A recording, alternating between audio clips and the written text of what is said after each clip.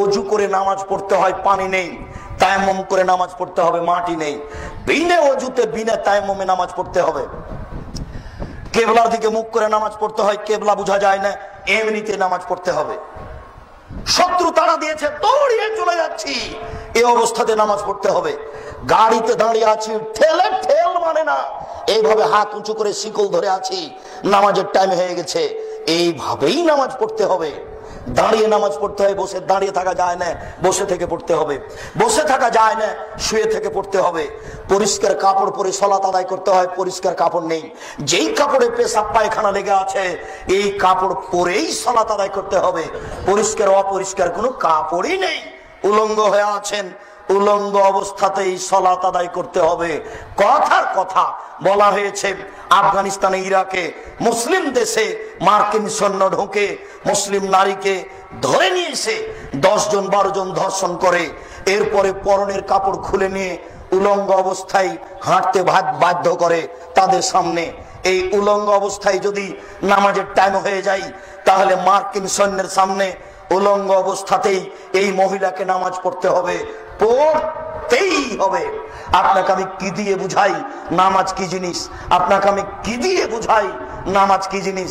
আপনাকে আমি কি দিয়ে বুঝাই নামাজ কি জিনিস? একটা আশ্চর্য ইবাদত যে মানুষের কোনো অসুবিধা বুঝে না, একটা আশ্চর্য ইবাদত যার কোনো বদল বিকল্প চলে না। আমি অসুস্থ, একে টাকা দিলাম, ও হজ করলো, হজ আমার হয়ে গেল, এ দেখেন হজের বিকল্প চলে, নামাজের চলে না। আমি অসুস্থ, ফকিরকে খাওয়ালাম, সকাল সন্ধ্যা রোজা থাকলো, রোজা আমার হয়ে গেল, এ দেখেন রোজার বিকল্প চলে, নামাজের বিকল্প চলে না। আশ্চর্য ধরনের ইবাদত। ইমাম আবু হানিফা রাহিমাহুল্লাহ বলেছেন, কেউ যদি অলসতা করে 1 ওয়াক্ত নামাজ ছেড়ে দেয়, তাহলে তাকে জেলখানায় বন্দি করে পিটিয়ে নামাজ পড়াতে হবে। ইমাম আহমদ ইবনে হাম্বল রাহিমাহুল্লাহ বলেছেন, কেউ যদি অলসতা করে 1 ওয়াক্ত নামাজ ছেড়ে দেয়, তাহলে তাকে কুরবানি করতে হবে। বর্তমান আরবি বিদ্বানগণ এখন বলছেন, এই মুহূর্তে আরবি বিদ্বানগণ বলছেন, স্বামী নামাজ পড়ে, স্ত্রী পড়ে না, স্ত্রী পড়ে, স্বামী পড়ে না। বিভাগ কেটে গেছে, চেয়ারম্যান লাগে না, মেম্বার লাগে না, কাজী লাগে না, খাতা কলম লাগে না, বিভাগ এমনিতে গেছে। আপনাকে আমি কি দিয়ে বুঝাই নামাজ কি জিনিস? আল্লাহ নবী বলেছেন, এই মরু আওলাদাকুম বিসসালাত ওয়াহুম আবনাউ সাবঈ সিনিনা, তোমরা তোমাদের ছেলে মেয়েকে নামাজ পড়তে বলো যখন তার বয়স 7 বছর। ওয়াজরিবুহুম আলাইহা ওয়াহুম আবনাউ 10 সিনিনা, তোমরা পিটিয়ে ছেলে মেয়েকে নামাজ পড়াও যখন তার বয়স 10 বছর। আল্লাহর নবী কখনো বলেননি, আল্লাহর নবী কখনো বলেননি, এই ছেলে তোমার বয়স 7 বছর, নামাজ পড়ো, নামাজ পড়ো। এইভাবে আল্লাহ রাসূল কখনো বলেননি। আল্লাহ রাসূল বলেননি, এই ছেলে তোমার বয়স 10 বছর, নামাজ পড়ো নাহলে পিটাবো, বলো নামাজ পড়ো নাহলে পিটাবো। এইভাবে আল্লাহ রাসূল বলেননি। আল্লাহ রাসূল বলছেন, মুরু আওলাদাকুম বিসসালাত ওয়াহুম আবনাউ সাবঈ সিনিনা, তোমরা তোমাদের ছেলে মেয়েকে নামাজ পড়তে বলো যখন তার বয়স 7 বছর 10 পর্যন্ত।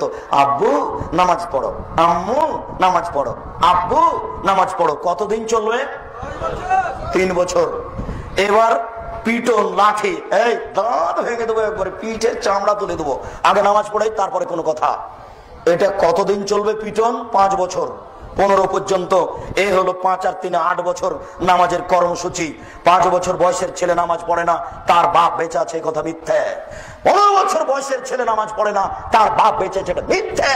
কার পুরুষকে, অযোগ্যকে, কার পুরুষকে, অযোগ্যকে আমি আব্দুর রাজ্জাক বাবা বলতে চাই না। আল্লাহ রাসূল তাকে বারবার বলেছেন, একা পুরুষ তুই বিবাহ করিস না। চোখ যেভাবে ঘুরে বউ সেভাবে চলে, এর নাম ক্ষমতা। চোখ যেভাবে ঘুরে বউ সেভাবে চলে, এর নাম ক্ষমতা। চোখ যেভাবে ঘুরে পরিবার সেভাবে চলে, এর নাম ক্ষমতা। তোর ক্ষমতা নেই, তুই বিবাহ করিস না। আল্লাহ রাসূল অনেককে নিষেধ করেছেন এভাবে। আবু জার গেফারি বলছেন, আল্লাহ নবী আমাকে একটু এলাকার নেতা করে দেন না। তখন আল্লাহ রাসূল বলছেন, হায় হায় আবু জার, তুমি করেছো কি? আরে নেতৃত্ব আমানত, তুমি তো দুর্বল মানুষ, তুমি পারবা না। নেতৃত্ব দিবে উমর, যে সকালকে সকাল করে দেখাতে পারে, বিকাল হবে না।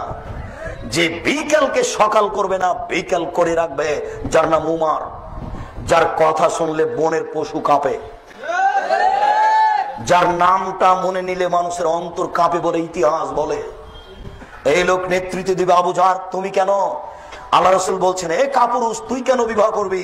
তুই যে বউ কন্ট্রোল করতে পারবি না, ছেলে মেয়ে কন্ট্রোল করতে পারবি না, তুই রোজা থাক। রোজা থেকে থেকে থেকে যৌবনকে ধ্বংস কর। যার ক্ষমতা আছে সে যেন বিবাহ করে।